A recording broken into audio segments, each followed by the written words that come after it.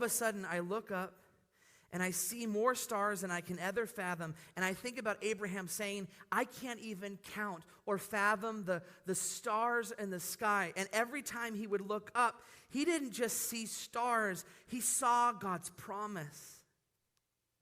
Not just as a reminder. You know, so often in our own world, we just turn everything into a token, everything into a reminder. But when he looked at the stars, you know what Genesis says? It says that God created the stars in the sky not merely to be something to look at, but that they are signs that point towards God, towards a heavenly reality. And so when Abraham is looking at the stars, he is seeing the reality of heaven.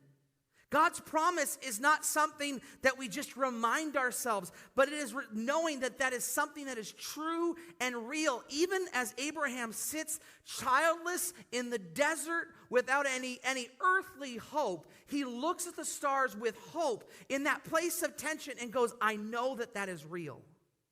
I know that that is real.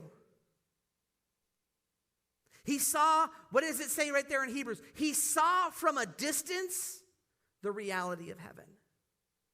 He looked up at those stars and he didn't see the barren womb of his wife. He didn't see the crickety crack of his knees. He saw the reality of a son that was going to be born and that would come to bring forth. In fact, he looked up at the stars and he saw the very stars that thousands of years, that would come generations later and proclaim that Jesus was coming.